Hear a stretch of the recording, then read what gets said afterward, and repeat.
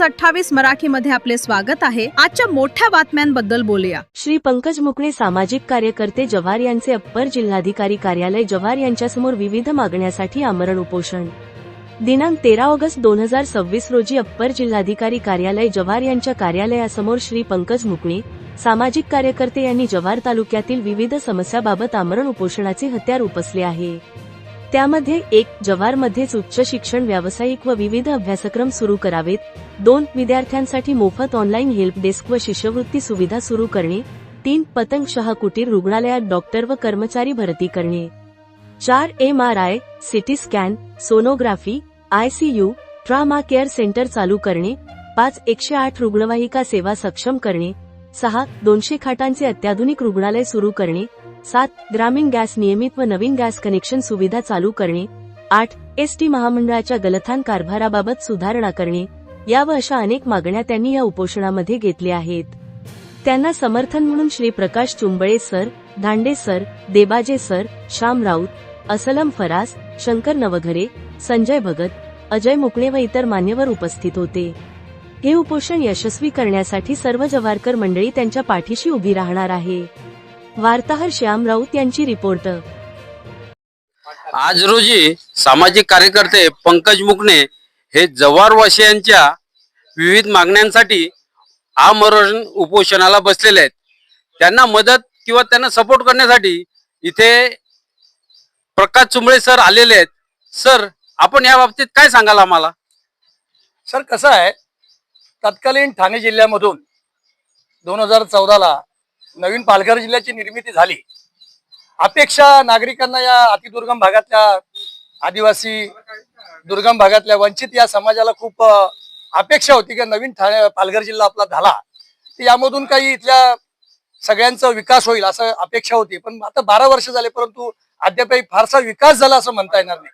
तर आमचं म्हणणं असं आहे की आता इथे अप्पर जिल्हाधिकारी कार्यालयासमोर ते बसलेत, परंतु सक्षम जे अधिकार संबंधित अधिकाऱ्यांना पाहिजे, जी जनतेची मागणी आहे की आमची कामं आम्हाला पालघर सारख्या दूर, आता तुम्ही मला सांगा, तोरंगणच्या कोपऱ्यावरती पालघर तिकडचा नाशिक जिल्हा आणि इकडच्या बाजूला तोरंगणला लागून असलेले जे ग्रामीण भागातले जे तिथला मनुष्य पालघरवरला तो जाईल कधी आणि येईल कधी?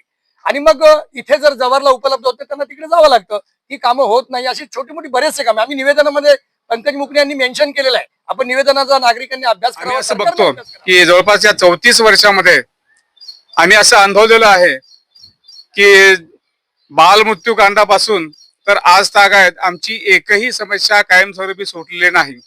आमच्या दळणवळणाच्या समस्या आहेत ह्याच आहेत, आमच्याकडचे रस्ते खराबच आहेत आणि आरोग्याच्या समस्या अतिशय घाण आहेत। आजही आमच्या ग्रामीण भागामध्ये पवार वांगणीकडला जर एखादा पेशंट पडला, बिमार असेल तर त्याला जव्हारला यायचं असेल तर वाहनं उपलब्ध नसतात। त्यामुळे आरोग्याची समस्या ही आमच्या लोकांची ही फार मोठी समस्या आहे आणि ही मोठी समस्या, त्याबरोबर शैक्षणिक समस्या आहेत।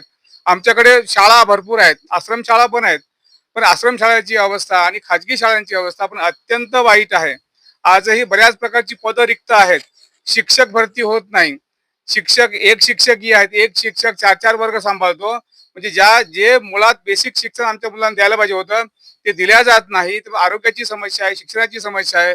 जव्हार सारखं महाविद्यालय या ठिकाणी आहे, पण जव्हारच्या महाविद्यालयामध्ये जवळपास 50% स्टाफ आता परमनंट आहे आणि अधिकारी कर्मचारी पण तशीच आमची पोझिशन आहे।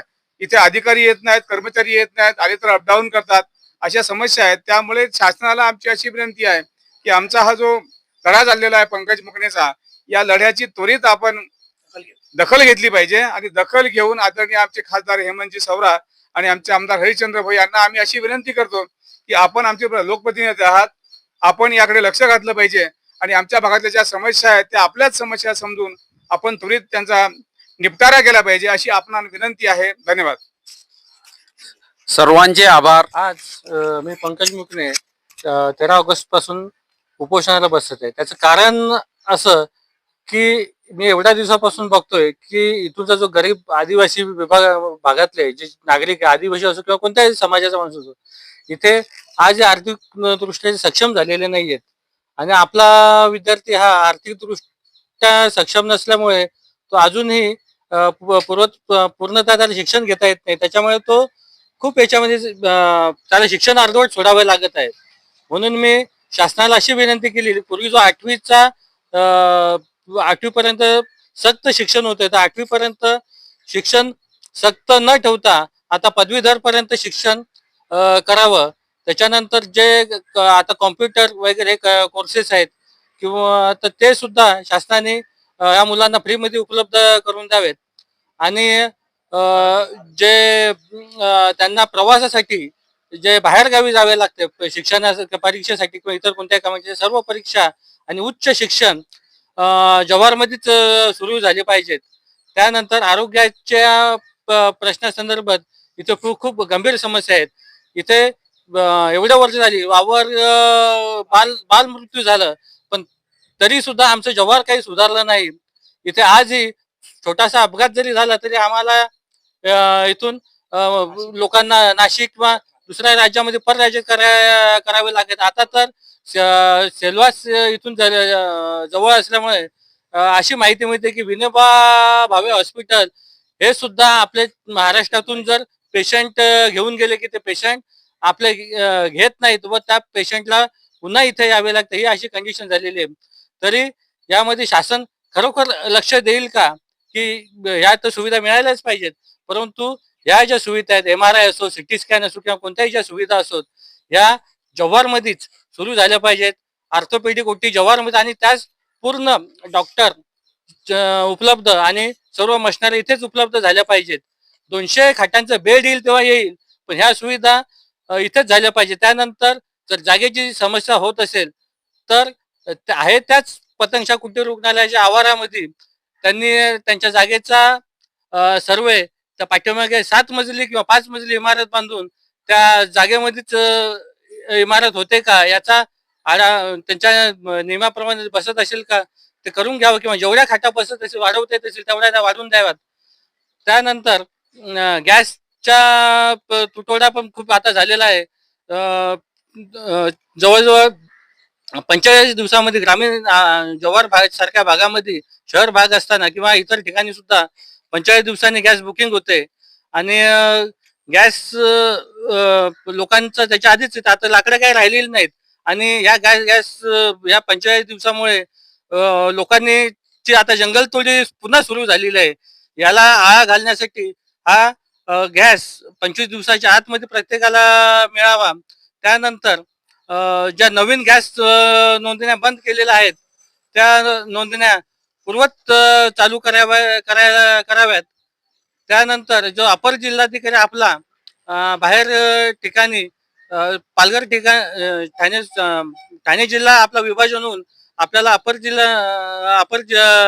जिल्हा जव्हार आणि मुख्यमंत्र्यांनी सुद्धा सांगितलं होतं की 10 दिवस आमचा कलेक्टर तुमच्या जव्हारला बसेल, पण हे सगळं उलटच झालंय. उलट आमच्याकडे 10-12 टेबल होते, अधिकारी टेबल होते, ते सुद्धा पालघरला पाठवले. आता फक्त एखादा विभाग तिथे राहिला असेल, ही कंडिशन चालली. म्हणून आणि आमचा पालघरचा माणूस इथून जव्हारच्या वावर मागणीचा माणूस तिकडूनचा माणूस तिथे पालघरला पोहोचणार कसा, कारण त्याच्या खिशातच पैसे नाही मागणार कसा. तर हा कार्यालय जो पूर्वत होता जैसे थे तसाच आम्हाला इथे द्यावा, म्हणून मी आज रोजी 13 तारखेला उपोषणाला बसलो. तरी मला यासाठी जव्हारकर नागरिक, विक्रमगड तलाठी सर्व नागरिक, सर्व पक्षीय लोकांनी या कामासाठी समर्थन द्यायला पाहिजे आणि दिलेलं आहे. पण अजून विद्यार्थी असो किंवा सर्वांनी असो या सर्वांनी या लढ्यासाठी लढा नाही म्हणता येईल, याला आपल्याला सत्याग्रह म्हणता येईल. कारण हा शैक्षणिक आणि बाकीच्या आपल्या अन्यायाविरुद्ध झालेला आहे. म्हणून या गावासाठी सत्याग्रह करावा अशी मी सर्व नागरिकांना विनंती करतो. जय हिंद, जय महाराष्ट्र, भारत माता की जय.